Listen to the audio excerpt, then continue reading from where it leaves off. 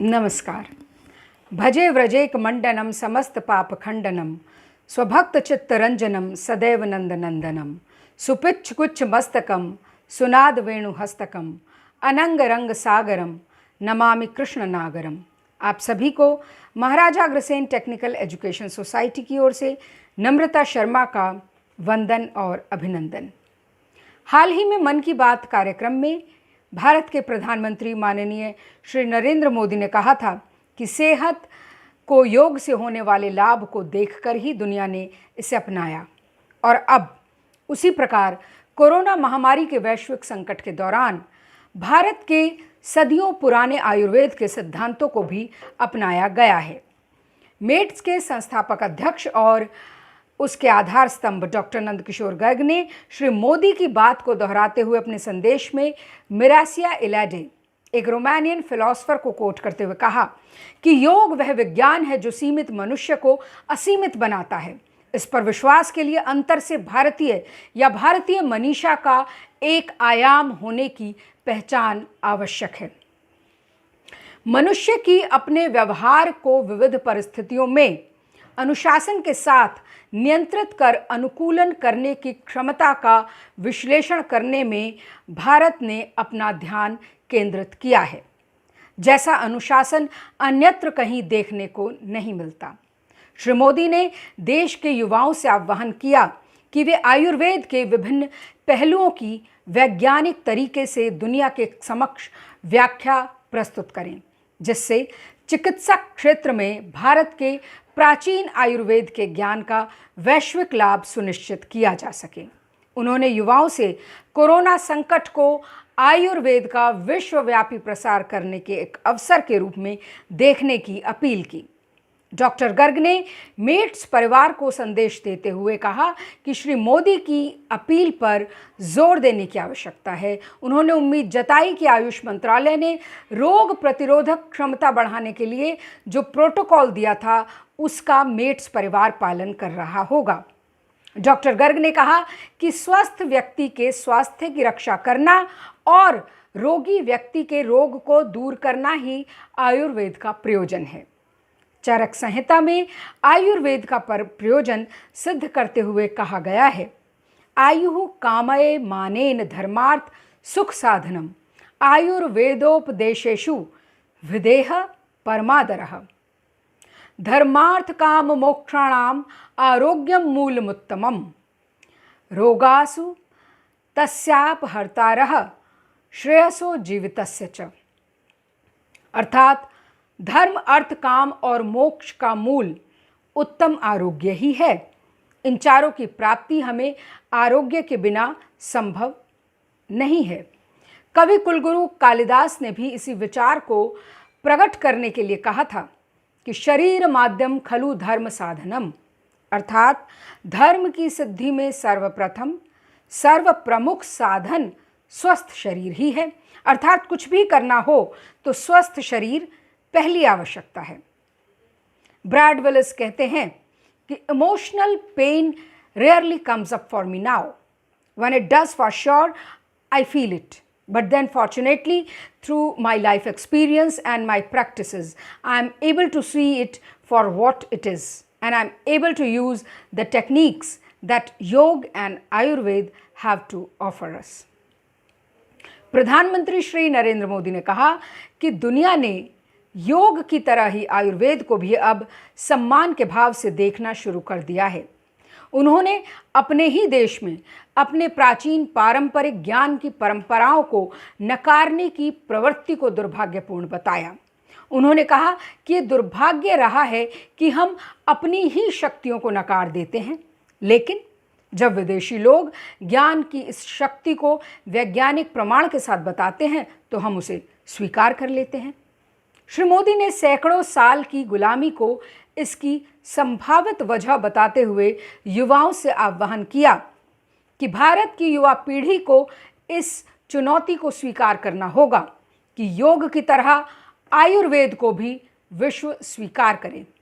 इसके लिए युवाओं को वैज्ञानिक भाषा में दुनिया को अपने आयुर्वेद को समझाना होगा। कुछ सो कॉल्ड बुद्धिजीवियों के नकारात्मक दृष्टिकोण को निशाना बनाते हुए डॉक्टर APJ अब्दुल कलाम ने कहा था कि मुझे कोई ये बताए कि यहाँ का मीडिया इतना नकारात्मक क्यों है। हमें भारत में अपने सामर्थ्य और उपलब्धियों पर गर्व के स्थान पर लज्जा का अनुभव क्यों होता है। हमारा राष्ट्र इतना महान है, हमारे यहाँ आश्चर्यजनक सफलता की इतनी सारी बातें हैं, हम उनको स्वीकार करने से मना कर देते हैं। आखिर क्यों? हेनरी डेविड थोरो तो यहाँ तक कहते हैं कि वेदों का एक वाक्य ही मैसाच्यूसेट्स प्रांत से अनेक गुना मूल्यवान है। डॉक्टर गर्ग का मानना है कि प्रफुल्लता, उत्साह और धैर्य कार्य की सिद्धि के साधन हैं। अतः उन्होंने फैकल्टी से अनुरोध किया कि वे अपनी एकेडमिक ग्रोथ पर ध्यान देते हुए अगले एकेडमिक सेशन की तैयारी करें, लेक्चर्स प्रिपेयर करें।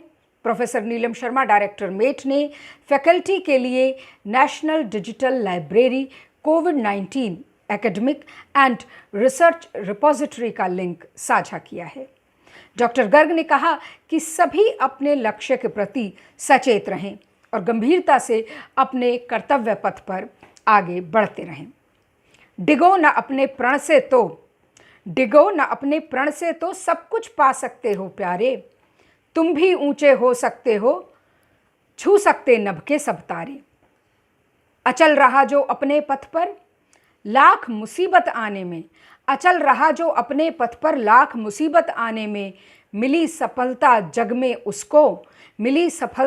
में उसको जीने में मर जाने में। हम आप सभी को याद दिला दें कि गुरु गोविंद सिंह इंद्रप्रस्थ यूनिवर्सिटी के अलग अलग प्रोग्राम्स जैसे BTech, MBA, BBA, BCom, BJMC, LLB आदि में दाखिले हेतु आवेदन करने वाले छात्रों की सुविधा को ध्यान में रखते हुए इन सभी प्रोग्राम्स के दाखिले के लिए ऑनलाइन एप्लीकेशन विंडो अब 25 मई तक खुली रहेगी, जहां छात्र ऑनलाइन आवेदन कर सकेंगे। वहीं IPU में दाखिला लेने के लिए इच्छुक छात्रों को ये सुझाव दिया जाता है कि वो ऑनलाइन आवेदन प्रक्रिया सहित दाखिला संबंधित अन्य जानकारियां यूनिवर्सिटी की आधिकारिक वेबसाइट www.ipu.ac.in से ले सकते हैं। Professor Neelam Sharma has shared few more guidelines for students. She said that all students are required to continuously check the university website for all the announcements related to end-term examinations. The students are required to provide information regarding their back papers in which they want to appear in the current even semester to their respective principals, directors or deans to complete the registration chart, who in turn will forward the same to Controller of Examination. The draft date sheet for all programs would be uploaded on the university website for inviting any suggestions and changes if required from students or teachers before finalization. Final date sheet to be announced about 10 days before the start of the examination. Here's a guideline for summer internships also.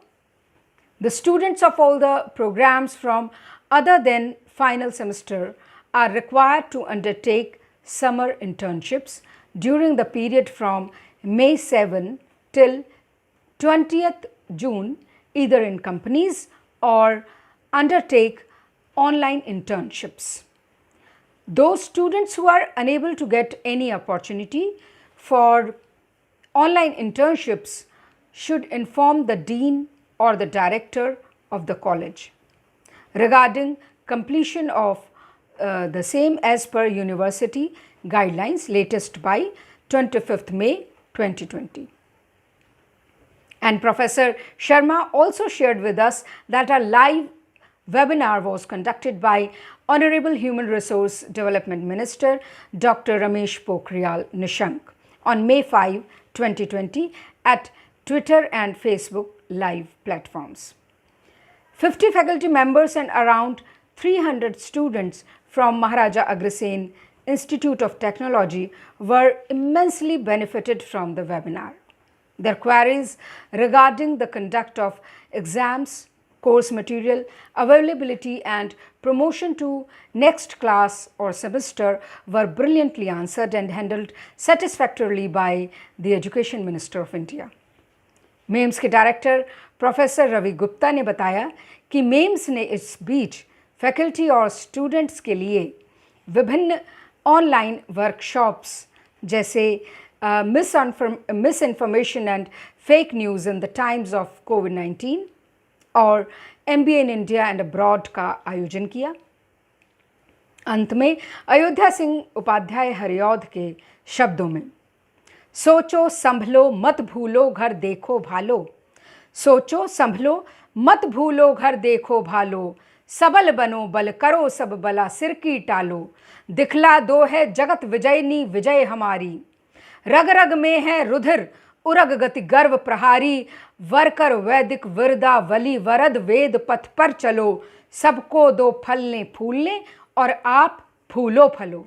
इस संदेश के साथ Maharaja Agrasen technical education society परिवार की ओर से हम सभी corona fighters को सलाम करते हैं और मैं सभी के लिए प्रार्थना करती हूँ कि सर्वे भवन्तु सुखिनः, सर्वे सन्तु निरामया, सर्वे भद्राणि पश्यन्तु, माँ कश्चित् दुःख भाग् भवेत्। इसी प्रार्थना के साथ, इसी शुभकामना के साथ मैं पुनः आप सभी का अभिनंदन करती हूँ। धन्यवाद।